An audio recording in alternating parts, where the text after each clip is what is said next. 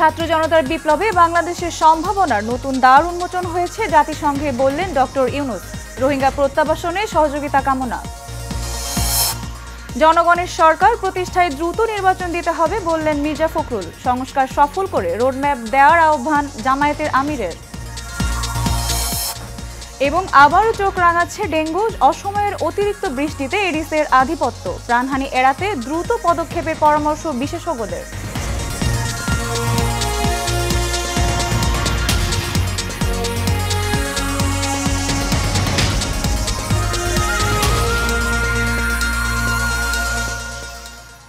স্বাগত এশিয়া নিউজে, সঙ্গে আছি আমি সঞ্জিদা হক। এতক্ষণ শুনছিলেন বিআরবি কেবল ইন্ডাস্ট্রিজ লিমিটেড সংবাদ শিরোনাম, এবারে বিস্তারিত। গণতান্ত্রিক আকাঙ্ক্ষা বাস্তবে রূপ দিতে বিশ্ব সম্প্রদায়ের সমর্থন চেয়েছেন বাংলাদেশের অন্তর্বর্তী সরকারের প্রধান উপদেষ্টা ডক্টর মোহাম্মদ ইউনূস। শুক্রবার নিউ ইয়র্কে জাতিসংঘের সাধারণ পরিষদের ৭৯তম অধিবেশনে দেয়া ভাষণে এ সমর্থন চান তিনি। ফিলিস্তিনের বর্তমান বাস্তবতা শুধু আরব বা মুসলমানদের জন্যই নয়, বরং সমগ্র মানবজাতির জন্যই উদ্বেগের বলেও মন্তব্য করেন প্রধান উপদেষ্টা ডক্টর মোহাম্মদ ইউনূস। মাহে আলম জেমসকে সাথে নিয়ে নিউ ইয়র্ক থেকে আরও জানাচ্ছেন বাতেন বিপ্লব।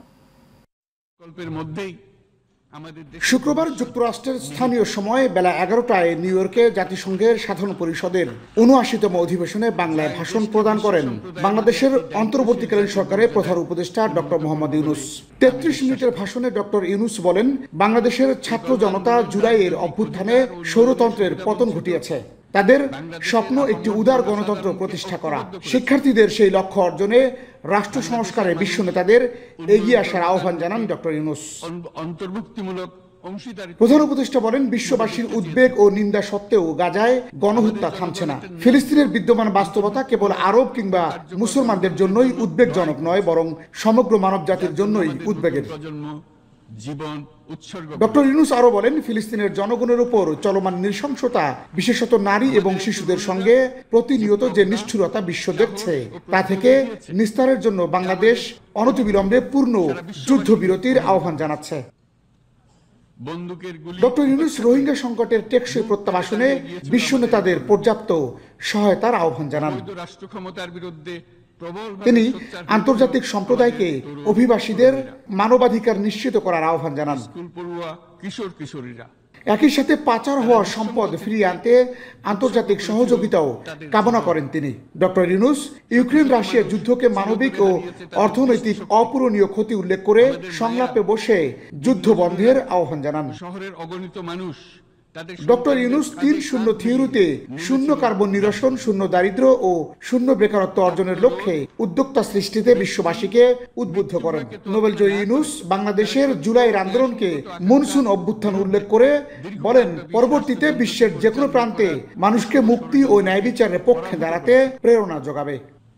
বাংলাদেশের অভ্যন্তরীণ নানা ইস্যুর মধ্যে সবথেকে বড় রাষ্ট্র সংস্কার এবং নির্বাচন, পাশাপাশি বিশ্ব শান্তি প্রতিষ্ঠা। Nobel laureate doctor Mohammad Yunus জাতিসংঘে বাংলাদেশের হয়ে ভাষণ দেওয়ার সময় সবথেকে বেশি গুরুত্ব দিয়েছেন শান্তি, যেখানে উঠে এসেছে ফিলিস্তিনের বিষয়। এছাড়া বাংলাদেশের বর্তমান সমস্যা সমাধানে বিশ্ব নেতাদের কাছে সহযোগিতা চেয়েছেন তিনি। ম্যানহাটনের জাতিসংঘ সদর দপ্তর থেকে বাতেন বিপ্লব, এশিয়ান টেলিভিশন, যুক্তরাষ্ট্র। জনগণের সরকার প্রতিষ্ঠায় দ্রুত নির্বাচন দিতে হবে। এজন্য পুলিশ প্রশাসন ও বিচার বিভাগকে দ্রুত প্রস্তুত করার আহ্বান জানিয়েছেন বিএনপির মহাসচিব মির্জা ফখরুল ইসলাম আলমগীর। গতকাল বিকালে গাজীপুরের কাপাসিয়ায় এক সভায় তিনি এসব কথা বলেন। আরিফ খান আবিরের তথ্য ও ছবিতে বিস্তারিত জানাচ্ছেন শেখ ফাহিম। গাজীপুরের কাপাসিয়া পাইলট উচ্চ বিদ্যালয় মাঠে বিএনপির স্থায়ী কমিটির সদস্য প্রয়াত মন্ত্রী ব্রিগেডিয়ার আসম হান্নান সাহার অষ্টম মৃত্যুবার্ষিকীর স্মরণ সভার আয়োজন করা হয়। এতে প্রধান অতিথি হিসেবে যোগ দেন বিএনপি মহাসচিব মির্জা ফখরুল ইসলাম আলমগীর। এ সময় তিনি বলেন, অন্তর্বর্তী সরকার অবাধ, নিরপেক্ষ নির্বাচন দিতে প্রতিজ্ঞাবদ্ধ। একটি সুষ্ঠু ও অবাধ নির্বাচন আয়োজনে অন্তর্বর্তীকালীন সরকারকে যৌক্তিক সময় দেয়া হবে উল্লেখ করে মির্জা ফখরুল বলেন, আওয়ামী লীগ সরকার ক্ষমতা ধরে রাখতে গিয়ে পুলিশ প্রশাসন বিচার বিভাগকে পুঁথিগত করে রেখেছিল। বিধানটা তুলে নিয়ে গিয়েছিল, বাতিল করে দিয়েছিল, তার দলীয় সরকারের অধীনে নির্বাচনের ব্যবস্থা করেছিল, সেই জন্য যত রকম সমস্যার সৃষ্টি হয়েছিল। আমরা বারবার বলেছি একটা যৌক্তিক সময় আমরা অবশ্যই দেব, যত দ্রুত নির্বাচন করা যাবে ততই দেশের জন্য মঙ্গল হবে।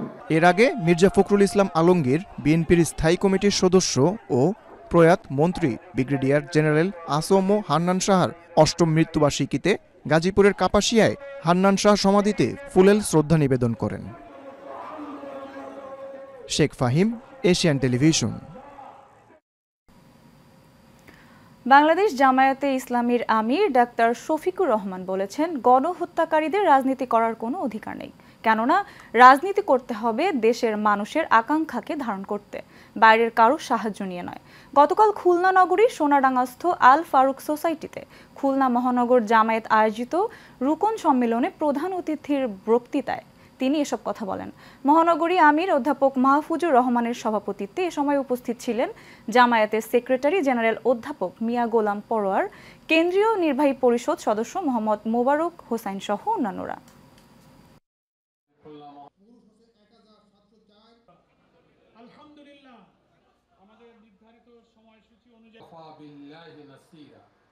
যারা মানুষের কল্যাণে নিবেদিত হবে, দেশ এবং রাষ্ট্রকে, জনগণকে যারা ন্যায়, ইনসাফ, শান্তি এবং সমৃদ্ধি উপহার দেবে, রাজনীতি করার অধিকার কেবল তাদের থাকবে, অন্য কারণে। এবং রাজনীতি করতে হবে দেশের মানুষের সেন্টিমেন্টকে ধারণ করে, আকাঙ্ক্ষাকে ধারণ করে। বাইরের কারো তুষ্টির জন্য দেশে রাজনীতি আর চলবে না। বাইরের কারো সাহায্যের আমাদের প্রয়োজন হয়নি। যেই জাতি এই দেশকে স্বৈরাচারের কলঙ্ক মুক্ত করেছে বুকের রক্ত দিয়ে, সেই জাতি এই দেশের স্বাধীনতা, সার্বভৌমত্বের পাহারাদারি করতে হবে কারো সাহায্য ছাড়াই, ইনশাআল্লাহ।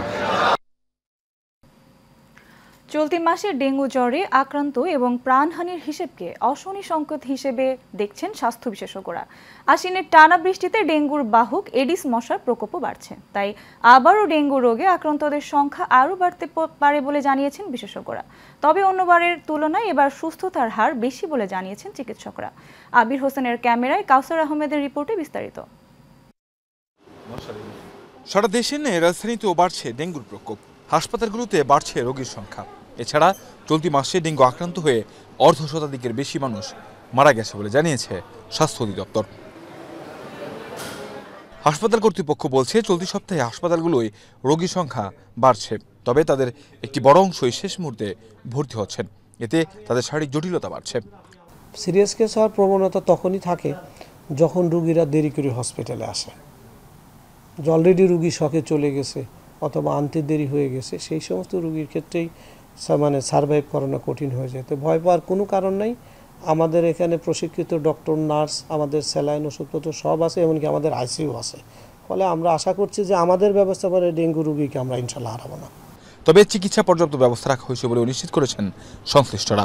এই পেশেন্টগুলো আমাদের কাছে এসেছে বেশ ক্রিটিক্যাল ফেজ নিয়ে, হয়তো হেমোরেজিক ফেজে চলে গেছে। আমরা ডেঙ্গু যেটা শক বলি, যে ব্লাড প্রেশার একদমই পাওয়া যাচ্ছে না, তখন দেখা যাচ্ছে যে ইনিশিয়ালি আমরা রিসাসিটেট করেও অনেকের ক্ষেত্রেই আসলে এটা পেরে উঠা যায় না। এটা তো আসলে প্রোটোকল মেনে চললেও দেখা যায় যে একটা কিছু ক্রিটিক্যাল ফেজে চলে যায়, সেগুলো হয়তো আমাদের আর ব্যাক করা সম্ভব না। কিন্তু ওই যে যেটা বললাম, যদি সময় মতো চলে আসে, বা অনেক সিরিয়াস পেশেন্টও ভালো হয়ে যাচ্ছে। গত বছর আমার যেরকম ছিল অলমোস্ট এরকমই এখন লেট হওয়ার কারণে অনেকে বুঝতে পারে না যে এবার ডেঙ্গুটা আসলে কোন সময় আসবে, বা প্রথমে ধরতে পারে নাই। যখন খারাপ দিক হয়ে যাচ্ছে, অনেক ক্ষেত্রে খারাপ রোগী চলে আসতেছে। পরে আস্তে আস্তে আমরা দেখতেছি যে প্রথম দিকে যেরকম ডেঙ্গুর মৃত্যুর হার ছিল, এখন সেটা আস্তে আস্তে বাড়তেছে। প্রতিদিন আপনারা দেখছেন 6 জন 7 জন করে ডেঙ্গুর মৃত্যুর হার। ডেঙ্গু নিয়ন্ত্রণে এডিস মশার বংশবিস্তার ঠেকাতে লার্ভা ধ্বংস করতে হবে বলে মন্তব্য চিকিৎসকদের। কাউসার আহমেদ, এশিয়ান টেলিভিশন, ঢাকা। মেহনতি মানুষের মুক্তির জন্য আপোষহীনভাবে সারা জীবন কাজ করে গেছেন মাওলানা ভাসানী। এদেশের সংগ্রামী মানুষের মনে আজীবন বেঁচে থাকবেন এই মজলুম নেতা। গতকাল রাজধানীর বংশালে মাওলানা ভাসানী পরিষদের থানা সম্মেলনে এইভাবে তাকে স্মরণ করেন অনুসারীরা। বক্তারা বলেন, ভাসানী অবদান ইতিহাস থেকে মুছে ফেলতে একটি মহল ষড়যন্ত্র করছে, তাদের বিরুদ্ধে রুখে দাঁড়ানোর আহ্বান জানান তারা। অনুষ্ঠানে সভাপতিত্ব করেন ইমরুল হাসান অসীম। এ সময় উপস্থিত ছিলেন স্থানীয় নেতৃবৃন্দ।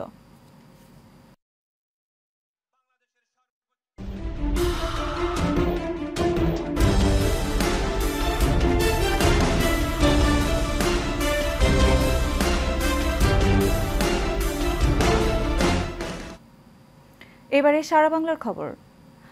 ফেনীর পরশুরামে বন্যায় ক্ষতিগ্রস্ত সড়কগুলো স্বেচ্ছাশ্রমে মেরামত করছে গ্রামবাসী। সরকারি সহায়তার দিকে না তাকিয়ে নিজেরাই এই উদ্যোগ নিয়েছেন তারা। বিষয়টিকে স্বাগত জানিয়ে সব ধরনের সহযোগিতার আশ্বাস দিয়েছেন এলজিইডির প্রকৌশলী কাজী হাবিবুল্লাহ সুমনের রিপোর্ট, জানাচ্ছেন শেখ ফাহিম।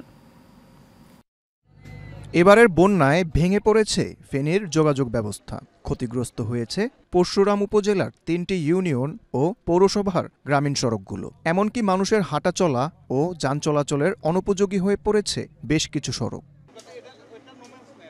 এমন পরিস্থিতিতে নিজেদের চলাচলের সড়কগুলো নিজ উদ্যোগে সংস্কার শুরু করেছেন স্থানীয়রা। নিজেদের তোলা টাকায় ভাড়া করা একটি এক্সকেভেটর মেশিন দিয়ে এই সড়ক সংস্কার করছেন তারা। সহযোগিতার হাত বাড়িয়েছেন 80 বছরের বৃদ্ধ থেকে শুরু করে 10 বছরের শিশুও। সরকারের কাছে দাবি হচ্ছে, আজকে ছাত্র জনতা যে কাজ করছে এটা কিন্তু সরকারের কাজ। সরকার অতি দ্রুত, বিশেষ করে আমাদের পৌরসভা উপজেলা নির্বাহী কর্মকর্তা মহোদয় অতি শীঘ্রই এই জায়গাটা পরিদর্শন করবেন। পরিদর্শন করে সরকারের যে বরাদ্দ এবং যে রাস্তাঘাটের ব্যবস্থা করা সেটা উনি অতি দ্রুত করবেন বলে আমি দৃঢ় বিশ্বাস করি এবং দৃঢ়ভাবে দাবি জানাচ্ছি। আমি আমার এলাকার কিছু ভাইদের সাথে পরামর্শ করে আমি উদ্যোগ নেই এই সরঞ্জামগুলো দেওয়ার জন্য। আমার এলাকাবাসী স্বতঃস্ফূর্তভাবে অংশগ্রহণ করে আমাদের কাজগুলো আঞ্জাম দিয়ে যাচ্ছে।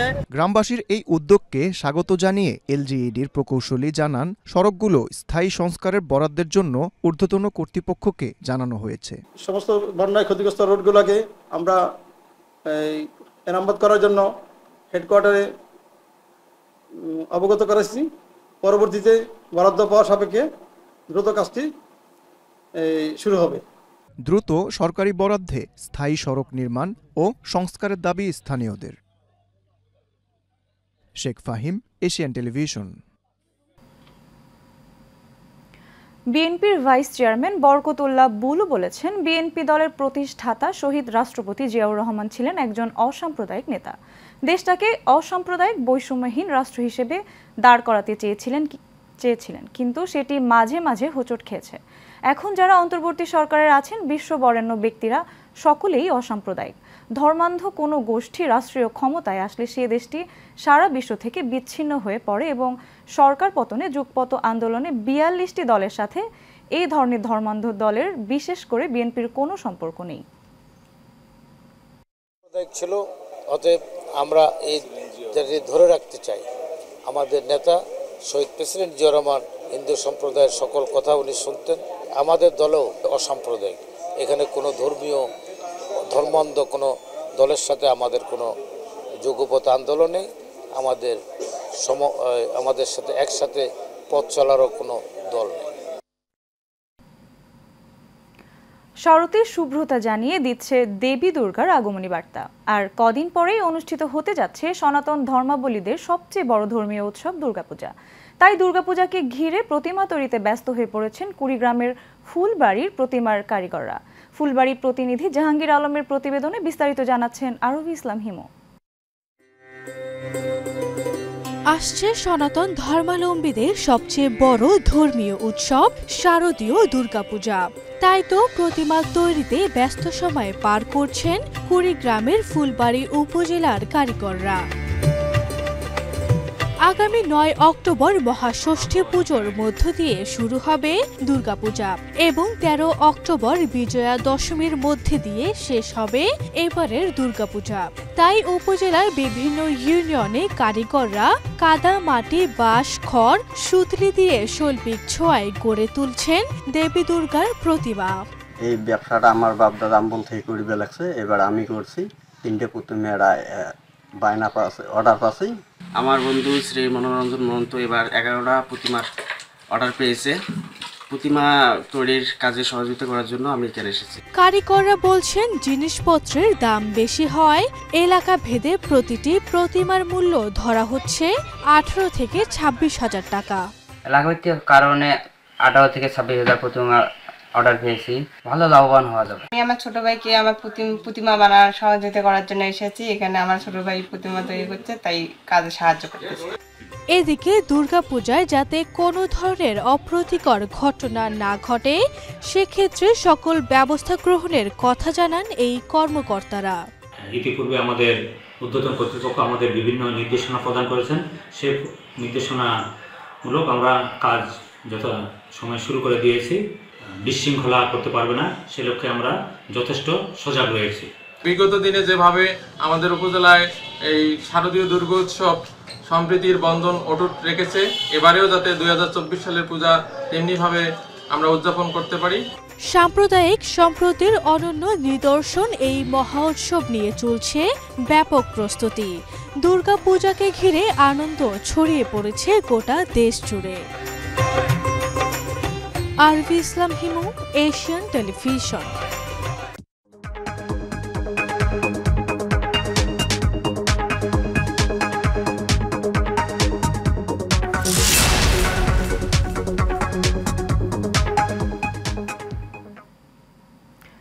এক্সিম ব্যাংক বাণিজ্য সংবাদ। কোনোভাবেই স্বাভাবিক হচ্ছে না দেশের নিত্য পণ্যের দাম, বাজারে টালমাটাল পরিস্থিতি। গত 2 সপ্তাহ সবজির বাজার কিছুটা নিয়ন্ত্রণে থাকলেও এখন লাফিয়ে লাফিয়ে বাড়ছে প্রায় সব সবজির দাম।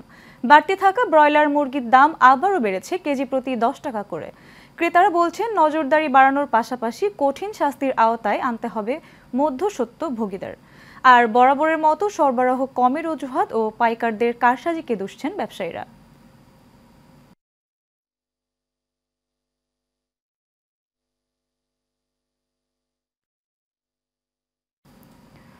শেষ হলো শিশুদের হামাগুড়ি প্রতিযোগিতা শাইনেক্স সেরা হামাগুড়িয়ান সিজন 2 ক্যাম্পেইনের মূল পর্বের আয়োজন। বিকেলে রাজধানীর উত্তরায় ইন্টারন্যাশনাল হোপ স্কুলে বাংলাদেশে দ্বিতীয়বারের মতো শিশুদের হামাগুড়ির এই প্রতিযোগিতার আয়োজন করা হয়। প্রতিযোগিতায় সারা দেশ থেকে যাচাই বাছাই করে সেরা 30 জন হামাগুড়িয়ানকে নির্বাচিত করা হয়। শিশুর বেড়ে ওঠার সুন্দর সময়কে আরও মধুর ও স্মৃতিময় করে রাখতেই শাইনেক্সের এই আয়োজন। প্রতিযোগিতা শেষে বিজয়ীদের হাতে আকর্ষণীয় সব উপহার তুলে দেন শাইনেক্স টিম।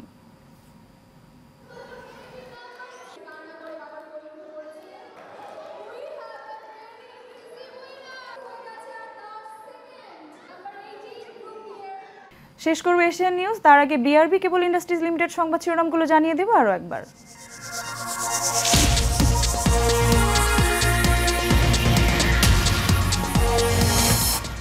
ছাত্র জনতার বিপ্লবে বাংলাদেশের সম্ভাবনার নতুন দ্বার উন্মোচন হয়েছে, জাতিসংঘে বললেন ডক্টর ইউনূস। রোহিঙ্গা প্রত্যাবাসনে সহযোগিতা কামনা। জনগণের সরকার প্রতিষ্ঠায় দ্রুত নির্বাচন দিতে হবে বললেন মির্জা ফখরুল। সংস্কার সফল করে রোডম্যাপ দেওয়ার আহ্বান জামায়াতের আমিরের। এবং আবারও চোখ রাঙাচ্ছে ডেঙ্গু, অসময়ের অতিরিক্ত বৃষ্টিতে এডিসের আধিপত্য, প্রাণহানি এড়াতে দ্রুত পদক্ষেপের পরামর্শ বিশেষজ্ঞদের।